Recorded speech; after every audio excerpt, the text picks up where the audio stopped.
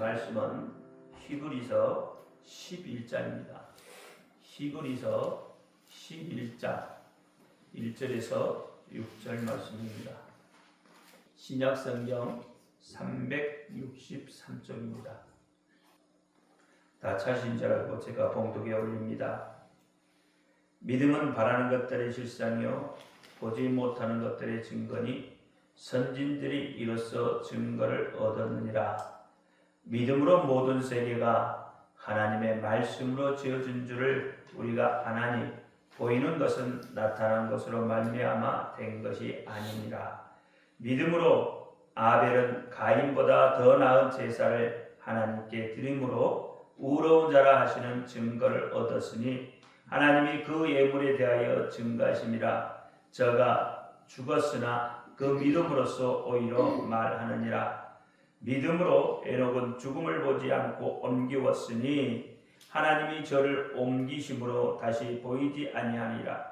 저는 옮기우기 전에 하나님을 기쁘시게 하는 자라 하는 증거를 받았느니라.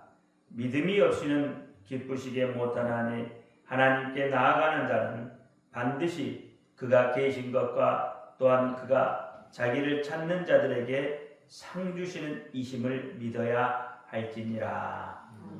아멘. 기도합니다. 할렐루야. 아버지 하나님 감사합니다. 오늘 감사절을 맞이하여서 하나님 앞에 우리의 정성과 우리의 생명과 우리의 마음을 하나님 앞에 올려드립니다. 하나님 기뻐 허명하여 주옵소서. 오늘 종이 히브리서 11장 1절로 6절 말씀을 가지고 믿음의 4단계라는 내용으로 은혜를 나누고자 합니다. 종이 비록 부족하고 연약하고 입술이 우둔할지라도 오늘 종의 입술을 들어 사용하여 주옵시고 종의 입술로 선포되는 모든 말씀이 저들의 귀에는 온전히 하나님의 말씀으로 들려지게 하옵소서. 사람의 말, 종의 말로 받지 않게 하옵소서. 오늘도 깨닫는 은혜 주실 줄 믿사오며 우리 주 예수 그리스도 이름으로 감사하며 기도하옵나이다. 아멘. 오직 예수, 우리 예수님밖에 없습니다. 우리를 구원하실 분도 예수님 한 분밖에 없습니다. 주 예수님의 평강이 여러분에게 영원토록 함께 하실지어다. 아멘. 우리 베드로의 신앙 고백합니다. 예수님 당신은 그리스도시요 살아계신 하나님의 아들이십니다. 예수님 당신은 그리스도시요 살아계신 하나님의 아들이십니다. 예수님 당신은 나의 구세주 나의 전부이십니다. 예수님 당신은 나의 구세주 나의 전부이십니다. 아멘. 아멘. 오늘 제목이요 믿음의 4단계입니다. 우리가 어떻게 하나님을 알 수가 있겠습니까? 하나님을 알 수 있는 방법은 무엇입니까? 요한복음 1장 18절 말씀을 보니까 본래 하나님을 본 사람이 없으되 아버지 품속에 있는 독생하신 하나님을 나타내셨느니라 이렇게 말합니다. 본래 하나님을 본 사람이 없으되라고 합니다. 하나님을 본 사람이 없다고 했습니다. 영이신 하나님을 육안으로 볼 수 없다는 거죠. 그래서 하나님께서 먼저 우리에게 하나님을 알 수 있도록 유일한 방법을 제시해 주셨습니다. 그것이 바로 믿음이라는 겁니다. 우리는 믿음이 아니고는 어떠한 사람도 하나님을 알 수가 없습니다. 여러분 IQ가 150 이상 되는 사람들을 우리가 천재라고 하죠. 이 천재라고 말하는 사람이라고 할지라도 믿음이 아니고는 하나님을 알 수가 없습니다. 제 아무리 돈이 많은 거부라 할지라도 세계적으로 명성이 자장한 자라고 할지라도 또 어떤 돌을 깨우쳤다고 하더라도 믿음이 없으면 하나님을 알 수가 없습니다. 한 세대를 풍미하는 영웅이라고 할지라도 하나님을 만날 길이 없는 것입니다. 하나님을 아는 유일한 방법은 믿음입니다. 하나님을 섬길 수 있는 유일한 방법은 믿음입니다. 그리고 하나님을 사랑할 수 있는 유일한 방법도 믿음뿐입니다. 믿음으로 아니하고는 하나님을 아무도 알 수가 없습니다. 중요한 것은 바로 믿음입니다. 믿음만이 하나님을 알 수 있을 뿐만 아니라 하나님을 기쁘시게 할 수 있는 것입니다.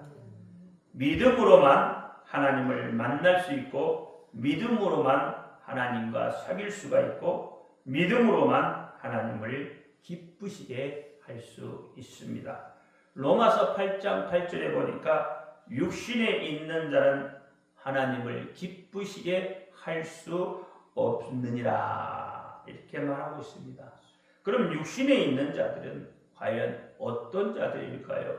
어떤 자들이 육신에 있는 자들입니까?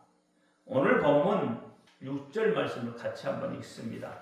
시작. 믿음이 없이는 기쁘시게 못하나니 하나님께 나아가는 자는 반드시 그가 계신 것과 또한 그가 자기를 찾는 자들에게 상 주시심을 믿어야 할지니라.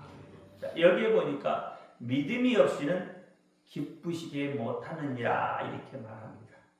로마서 8장 8절과 히브리서 11장 6절에서 보면은요, 하나님을 기쁘시게 할 수 없는 자들에 대해서 이야기합니다. 하나님을 기쁘시게 할 수 없는 자들은 어떤 자들이죠? 로마서 8장 8절, 히브리서 11장 6절. 믿음이 없는 자입니다. 믿음이 없는 자는 어떤 자죠? 육신에 있는 자입니다. 그래서 믿음이 없다는 것과 육신에 있다는 것은 같은 성상에 놓여 있는 말입니다. 우리는 믿음이 있어야만 하나님을 기쁘시게 합니다.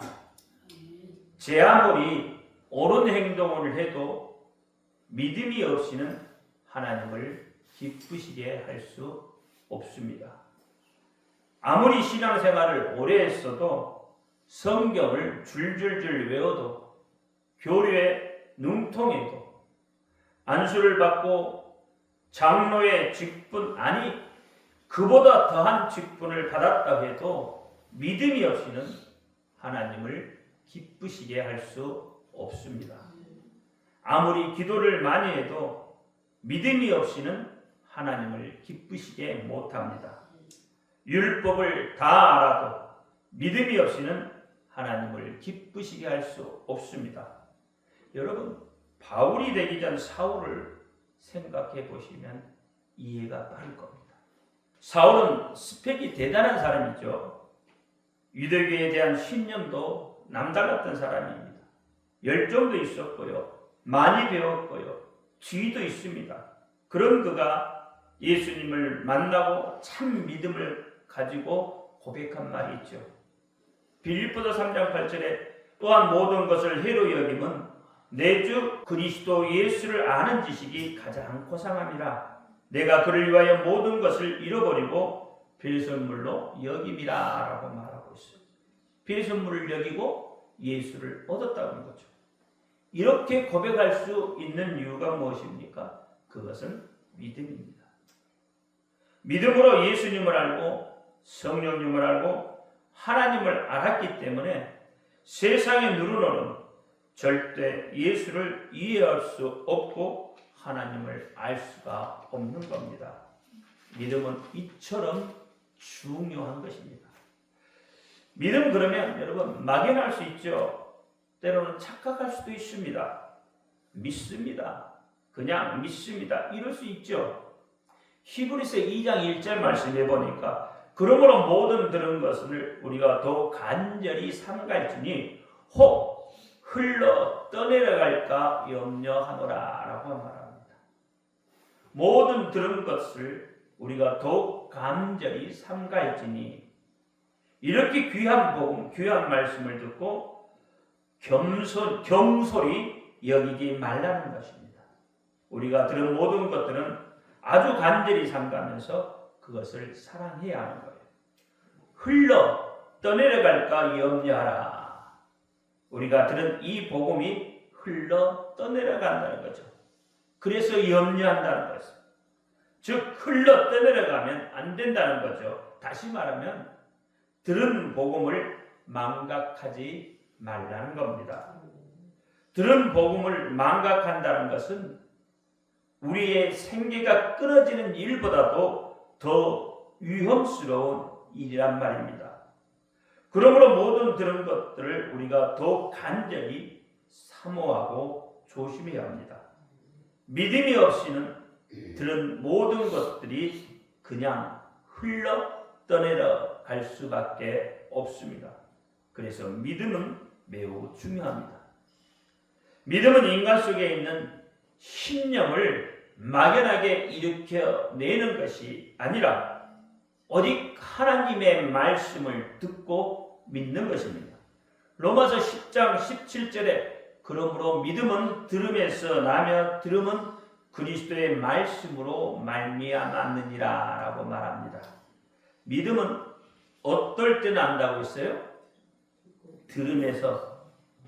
자, 들음은 어떻게 그리스도의 말씀으로 말미암았다고 했어요. 그러므로 믿음은 반드시 하나님의 말씀을 믿는다는 것을 전제합니다. 그렇다면 믿음과 순종의 차이는 어떤 것일까요? 성경에서 보면요, 믿음은 순종으로 표시되어 있습니다. 그 다음에는 믿음으로 표시되어 있고요. 그 다음에는 자유로 표시되어 있고 그 다음에는 사랑으로 표시가 되어 있습니다.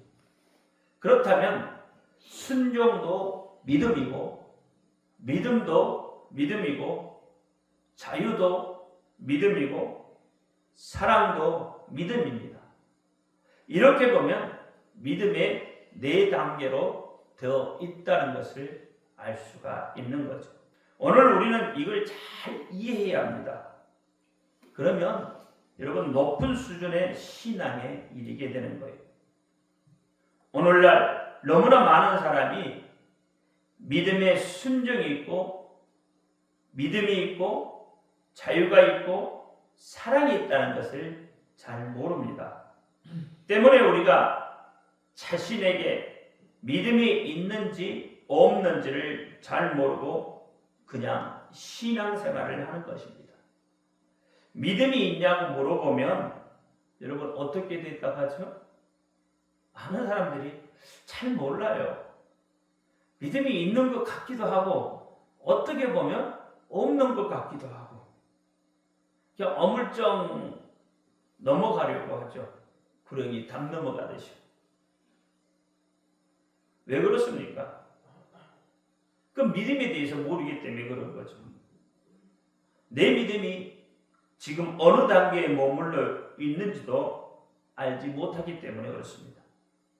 나에게 믿음이 있다면 지금 내 믿음이 어느 단계에 와 있는지 어떤 믿음의 결과가 오는지를 알게 되는 거죠. 만일 내가 믿음이 없다고 하면 이 믿음의 단계는 사실 무의미한 거죠. 지금 여러분의 믿음은 어디에 머물러 있으며 어디까지 와 있습니까? 믿음이 없는 사람에게 믿음의 단계를 이야기하면 그게 무슨 소용이 있어요? 사람들은 믿음이 생기도록 믿음이 충만해지도록 안수받기를 원합니다. 그러나 믿음은 안수에서 생기는 것이 아닙니다. 믿음은 하나님의 말씀을 놓고 거기에 순종하느냐, 하나님의 말씀을 믿느냐, 하나님의 말씀에 자유가 있느냐, 하나님의 말씀을 사랑하느냐, 이 4단계에 의해서 결정이 되어지는 거예요. 그래서 만일 우리가 첫 단계에 머물러 있다면 곧 두 번째 단계에 가도록 소원해야 하는 겁니다. 그래서 하나님께서, 예수님께서 더 큰 믿음을 사모하라고 우리에게 말씀하고 계십니다. 우리의 소원이 있어야 하나님의 도움을 받지 않겠습니까? 우리가 어느 단계에 있든 곧 다음 단계를 사모해야 합니다. 다음 단계를 사모하면 우리의 믿음이, 우리의 신앙이 그 단계까지 갈 수 있게 되는 거예요. 저희 소원은 우리 모두가 꼭 마지막 단계에 이르기를 원하는 것입니다. 제가 여러분들에게 늘 하는 말이 있습니다. 뭔지 아시죠? 스스로 자원해서 하라는 거죠. 누가 시켜서 하지 말고 스스로 알아서 하라는 거잖아요. 여러분, 이 말은 여러분 귀에 딱지가 않도록 들었던 말씀이죠.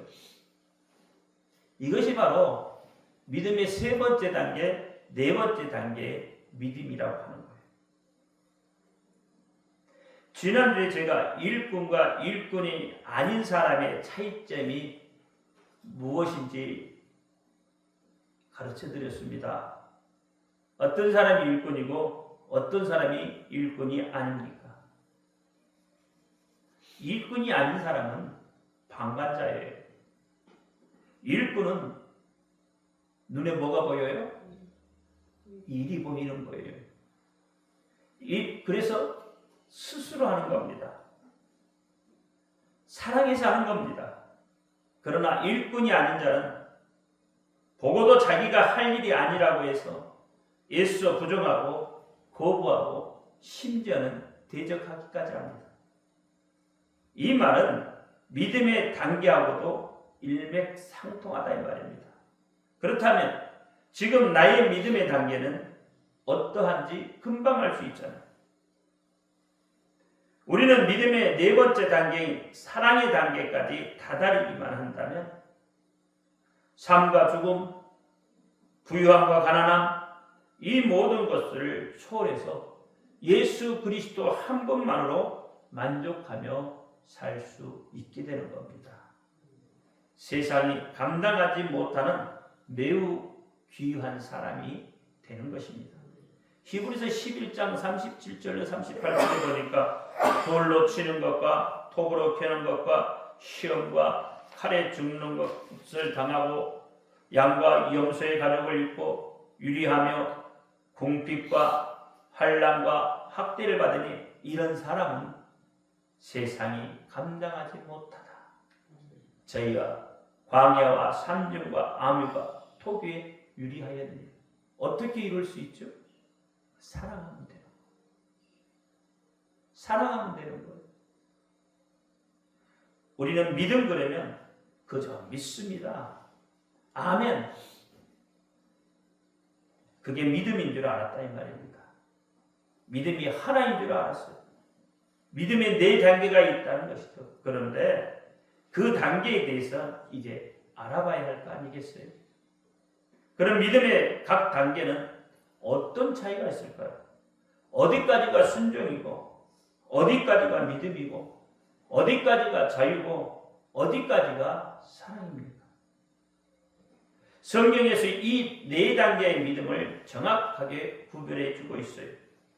하나님이 원하시고 계시는 우리의 믿음의 자세를 잘 살펴봐야 합니다. 믿음의 첫 단계가 뭐냐면 우리 믿음의 순종의 관계라면 육신에 있는 자입니다. 믿음의 첫 단계가 뭐라고요? 순종이에요. 순종. 근데 이 순종을 뭐라고 해요? 육신에 있는 자라고 말해요. 이 순종을 어린아이 같은 믿음을 가진 자다 이렇게 이야기해요. 구약에서는요 믿음이라고 하는 단어가 거의 나오지 않아요. 구약을 여러분 뒤져보시면 믿음이라는 단어가 없어요. 굳이 꼭 찾아보라고 한다면 하박국 2장 4절에서 볼 수 있어요. 딱 한 번 나오는 거죠. 그러니까 하박국 2장 4절이 뭐죠? 보라 그의 마음은 교만하여 그의 속에서 정직하지 못하나 그러나 의인은 믿음으로 말미암아 살리라. 의인은 그 믿음으로 말미암아 살리라. 여기에서 믿음이라는 것은 히브리어로 말하면 에무라입니다. 이 단어는 충성, 정직, 성실, 성심, 직임 등의 의미를 갖습니다. 그러니까 충성을 다해서 정직하게 성실, 성심껏 직임을 다한다는 의미인 거죠. 즉 다시 말하면 순종의 의미를 갖고 있습니다. 여러분 쉐마라는 히브리어 단어는 많이 들어보셨죠? 쉐마라가 무슨 뜻이죠? 들으라 그러죠. 들으라. 그 말은 다시 말하면 순종하다는 뜻입니다. 물론 여기에는 복종하다는 의미도 담고 있습니다. 여러분 순종은 어떻게 하는 거예요? 순종하는 것은 듣고 순종하는 거죠. 내 마음대로 순종하는 것이 아니죠. 하나님의 말씀을 듣고 그대로 순종한다라고 보면 되는 거죠. 또 하나는 우리가 잘 아는 단어가 있습니다. 무엇이죠? 아멘입니다. 아멘이라는 단어는 나도 그 말에 동의합니다. 나도 그렇게 생각합니다. 나도 그 말에 순종합니다. 이런 뜻이 있어요. 그러니까 구약은 전부 믿음을 순종이라는 말로 사용하고 있다는 말입니다. 이해가 되시죠? 그러니까 구약에 믿음이란 말이 나온다고 생각할 수 있겠지만 그것은 우리나라 성경이 믿음으로 번역해 놓은 것이지 언어로 보면 그냥 순종이란 뜻입니다. 그래서 구약에 보면 하나님의 말씀에 불순종하면 어떻게 되죠? 다 징계를 받든 벌을 받든 생명을 잃든 하잖아요. 여러분 광야에서 이스라엘 백성들이요 모세가 계명을 받으려고 시내산에 오르죠. 그 모습이 모세의 모습이 보이지 않자 황금 송아지를 만들어 놓고요. 이것이 우리를 애굽에서 이끌어낸 우리의 신이라고 말하면서 그것 앞에서 엎드리고 술 마시고 춤추고 막 방탕하잖아요. 하나님의 말씀에 순종은커녕 불순종을 넘어서 거역하고 대적하기까지 했잖아요. 그럴 때 하나님께서는 땅을 벌려서 그 속으로 고라자손 3,000명을 일거에 삼켜버립니다. 순종과 불순종의 결과가 어떠한지 여러분 쉽게 알 수 있잖아요. 그런데 신약을 보면 순종하다는 단어가 이제 현저히 줄어들기 시작합니다. 신약 성경에서는 구약 성경에서 예를 들 때만 그대로 순종한다는 말이 들어있고요. 그 다음에는 전부 뭘로 바뀌냐면 믿음이란 단어로 바뀌어버립니다. 그러니까 간단히 말하면 구약에서는 순종이라고 표현했고 신약에서는 같은 단어를 넣고 믿음이라고 표현을 하고 있다 이 말입니다. 그렇다면 순종과 믿음에는 어떤 차이가 있는지 우리가 살펴봐야 하지 않겠어요? 순종이라는 단어는 어디에 쓰는가 하면 종이 주인을 따를 때 쓰는 말입니다. 주인이 예 삼돌아 가서 물 좀 길러라 그러면 종은 어떻게 해요? 예 알겠습니다 이렇게 하는 거죠. 이것이 순종이라고 하는 거예요. 잘 기억해 두세요. 우리가 가끔 이런 말을 많이 합니다. 나는 하나님께 순종하기를 원합니다. 이런 말 잘 하시잖아요. 얼마나 좋습니까? 그렇죠? 순종한다는데요. 순종하기를 원하는데요. 얼마나 멋있는 말입니까? 꽤 괜찮아 보이잖아요. 하나님께 순종하기를 원한다. 그런데 실제 그 말 그 뜻대로 하면은요. 종이 주인을 따를 때 쓰는 말이에요. 그러므로 구약에서 하나님과 인간관계는 어떻게 말합니까? 언제나 하나님은 창조주 하나님이세요. 우리는 언제나 피조물과의 관계. 또 왕은 하나님이시고 우리는 백성. 그러니까 왕과 백성의 관계죠. 목자와 양의 관계죠. 주인과 종의 관계라고 구약에서는 말을 하고 있어요. 로마서 8장 15절에 이렇게 말합니다. 너희는 다시 무서워하는 종의 영을 받지 아니하였고 양자의 영을 받았으므로 아바 아버지라 부르짖느니라. 이렇게 무서워하는 종의 영을 받지 아니하였고 양자의 영을 받았으므로 했어요. 즉 율법 시대였던 구약 시대는 무서워하는 종의 영을 받았다 그 말이죠. 그럼 조금 이해가 되십니까? 구약에서는 하나님을 아버지라 부르지 않아요. 이게 구약에서는 전부 하나님이 뭐예요? 왕이든 창조주든 전부 그렇다 말이에요. 주인이든. 주인을 따라가는 종의 태도일 때 뭐라고 한다고요? 순종이라고 한다. 주인과 종의 관계는 좀 여러분 주인과 종이라는 단어를 들으면 어떤 느낌이 들어요? 편합니까? 주인하고 종 그러면 여러분 좀 편하게 느껴져요? 어딘가 좀 거북하잖아요. 좀 무서운 느낌이 들잖아요, 사실. 뭔가 잘못하면 괜히 혼날 것 같고요. 직장에서 쫓겨난다든가 월급을 감봉받는다든가 이런 생각이 들지 않겠습니까? 잘하면 잘한 대로 뭔가 혼날 것 같고 못하면 못해서 혼날 것 같고 괜히 잘못이 없는데도 부르면 겁부터 덜컥 하잖아요.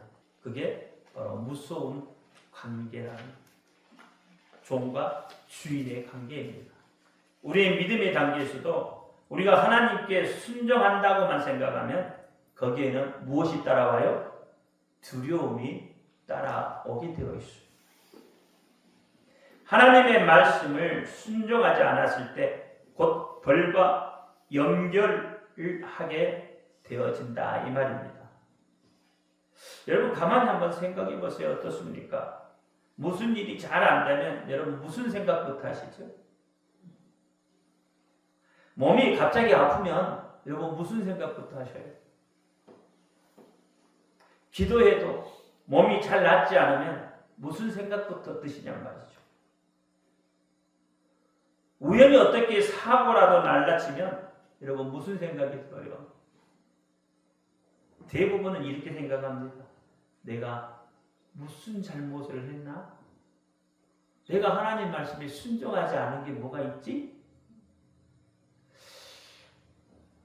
그래서 내가 하나님이 명하신 걸 내가 순종하지 않아서 하나님이 나한테 벌 주시는가? 이렇게 생각하지 않아요? 그게 바로 두려움에서 오는 거예요. 그러니까 순종은요, 뭐가 따라와요? 두려움이 따라온단 말입니다. 자기 자신이 먼저 자기를 정죄하고 있는 것이다. 이것을 안 해서 이것을 하지 말라고 했는데 괜히 해서 하나님한테 벌 받았다. 뭐 등등등 있잖아요. 요한복음 8장 11절에 대답하였되 주여 없나이다. 가라사대 나도 너를 정죄하지 아니하노니 가서 다시는 죄를 범치 말라. 로마서 8장 1절에 2절에도 그러므로 이제 그리스도 예수 안에 있는 자에게는 결코 정죄함이 없나니 이는 그리스도 예수 안에 있는 생명의 성령의 법이 죄와 사망의 법에서 너를 해방하였습니다. 여러분 이 말씀 중에 중요한 게 무엇이에요? 우리 예수님께서 나도 너를 정죄하지 않는다고 합니다. 정죄라는 단어가 중요한 거죠. 그런데 우리의 마음속에는 하나님의 말씀을 지키지 못하면 벌을 받게 된다고 생각하고 있다는 거예요. 여러분 이 생각은 구약시대, 율법시대 사람들이 했던 생각입니다. 구약시대의 사람들은 언제든지 하나님은 주인이시고 자기들은 종의 처지에 있기 때문에 하나님의 말씀을 순종하지 못했을 때 그 순종하지 못한 대가로 벌을 받는 것이다 라고 생각한다 이 말이죠. 창세기 6장 9절에 보니까 노아의 사정은 이러하니라. 노아는 의인이요 당대의 완전한 자라. 그가 하나님과 동행하였음에 라고 했어요. 동행했다고 하는 것은 하나님 옆에 같이 있었다라는 말이죠. 나란히 있었다라는 뜻입니다. 즉 하나님과 노아가 나란히 간다는 뜻을 가지고 있어요. 이 노아가 완전한 자였지만 하나님 옆에만 있었지 함께하지는 못했습니다. 아브라함이 이삭과 동행했다고 창세기 22장 6절에 이야기하고 있습니다. 아브라함이 이에 번제 나무를 취하고 그 아들 이삭에게 주고 자기는 불과 칼을 손에 들고 두 사람이 동행하더니 그랬어요. 그러니까 구약 시대의 사람들은 순종할 때 동행이란 표현을 사용했어요. 즉 나를 지배하는 자가, 나를 이끌어주는 자가, 나를 도와주는 자가, 나에게 명령 내리는 자가 내 안에 있는 것이 아니라 내 바깥에 있었을 때 그것을 순종이다라고 표현한다는 거예요. 순종의 단계에 있는 사람은 하나님과의 관계가 무슨 관계에 놓여 있어요? 바로 두려움의 관계라는 거예요. 이런 관계에 놓여 있는 믿음을 가진 자는 바로 어린아이 같은 믿음을 가진 자다 이렇게 말해요. 여러분 어린아이와 같은 자의 믿음을 벗어나셨죠? 하나님의 말씀을 자기 속에서 체험하는 것이 아니라 외부에서 들려주는 대로 따라가는 어린아이와 같은 자라고 말하는 거예요. 그러니까 어린아이 대부분 그렇잖아요. 자기 뜻, 자기 생각이 하지 않잖아요. 누가 시키면 시킨 대로 하잖아요. 어린애는 자발적으로 하는 것이 별로 없습니다. 시키는 대로 하는 거죠. 그러니까 어린아이는 뭐예요? 부모가 야 세수했냐? 가서 좀 세수 좀 해라. 어디 지저분하다. 옷 좀 갈아입어라. 밥 먹어라. 학교 가라. 막 등등 이야기 하잖아요. 또 손님이 오셨을 때 야 손님한테 오셔서 인사 좀 해라. 그럼 마지못해 나와서 인사하죠. 이게 다 뭐예요? 어린아이 같은 거예요. 어린아이. 주일날 예배 빠지지 말고 주일날 예배 잘 드려라. 그러면 어쩔 수 없이 부모 말이 순종한다고 와서 예배 드리고 있고 목사님 얼굴 보기가 민망하게 와서 예배 드리고 그래서 잘 안 빠지려고 하고 그렇죠?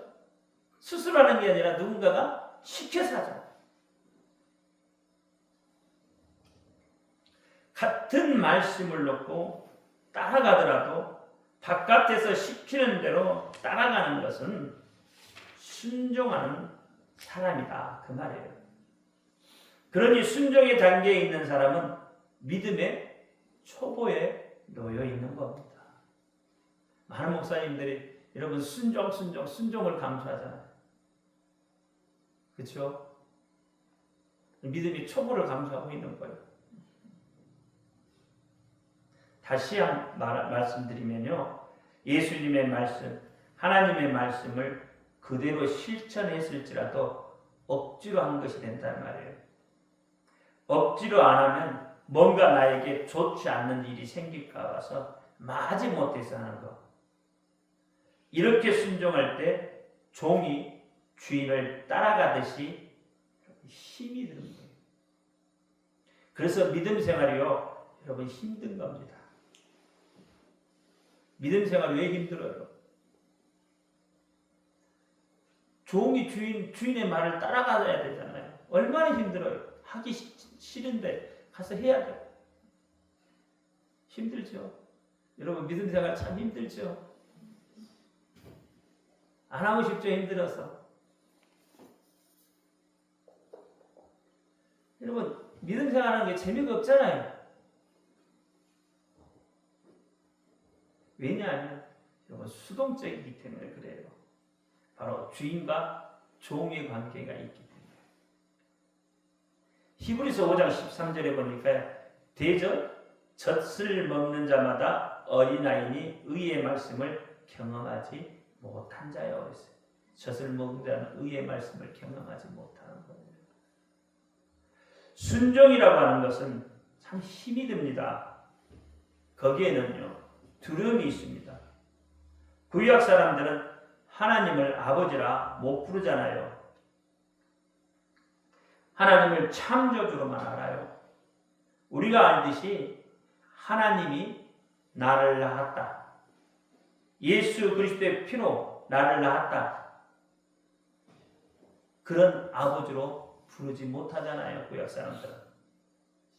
그러니까 순종하는 사람은 하나님을 아버지라고 부를 자격이 없는 거예요.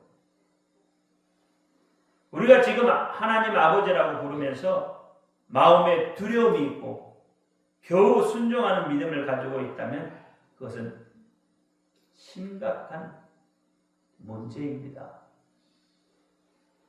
예수 그리스도의 공로로 하나님의 자녀로 태어나는 것이 아니라 종교인이 되어 있기 때문에 그렇습니다.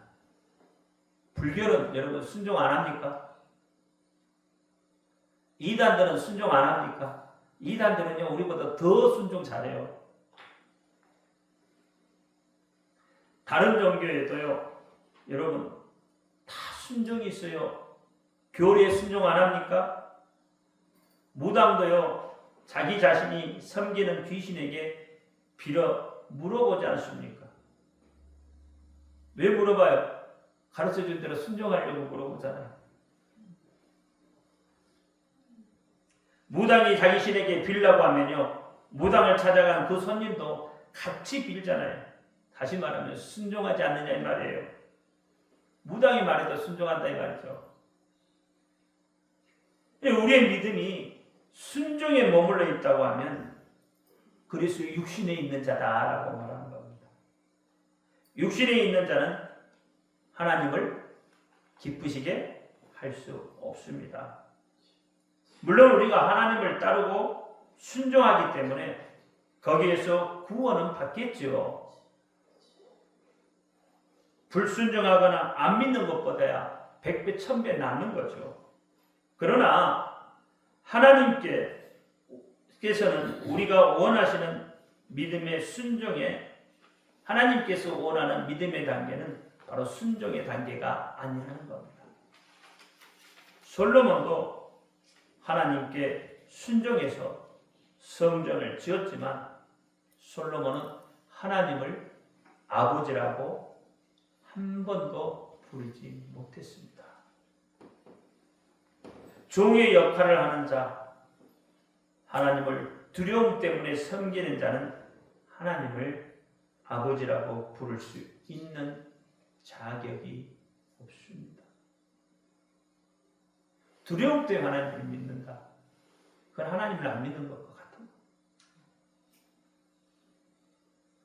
마음에 두려움이 있어서 하나님을 섬길 때는 결국 그 두려움 때문에 하나님을 아버지라고 부를 자격이 없는 겁니다. 물론 순종해서 병을 치료받고 순종해서 세상 말로 잘 되고 순종해서 하나님의 의를 볼 수 있을지는 모릅니다. 그러나 하나님과의 깊은 관계를 경험하지는 못합니다.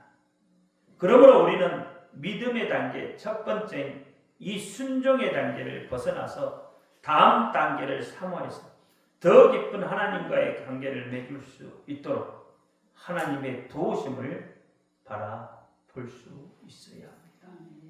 자, 믿음의 두 번째 단계는 제가 뭐라고 했죠? 믿음의 단계라고 했잖아요. 자, 첫 번째는 순종의 단계, 두 번째는 믿음의 단계, 세 번째는 자유의 단계, 네 번째는 사랑의 단계라고 했어요. 오늘은 그 첫 번째 순종의 단계까지 말씀을 드렸습니다. 자, 믿음의 두 번째 단계는 우리의 믿음이 믿음의 관계가 되어야 됩니다. 근데 믿음 안에 거하는 자입니다. 저는 다음 주에 기도합니다. 할렐루야. 아버지 하나님 감사합니다. 믿음의 단계, 네 번째 단계 중에 오늘 그 첫 번째 순종의 단계에 대해서 아버지 은혜를 나누었습니다.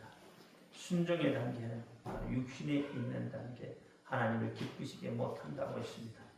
우리는 더 나은 믿음의 단계까지 들어갈 수 있도록 하나님 우리를 도우시고 역사하여 주옵소서. 우리 주 예수 그리스도 이름으로 감사하며 기도하옵나이다. 아멘.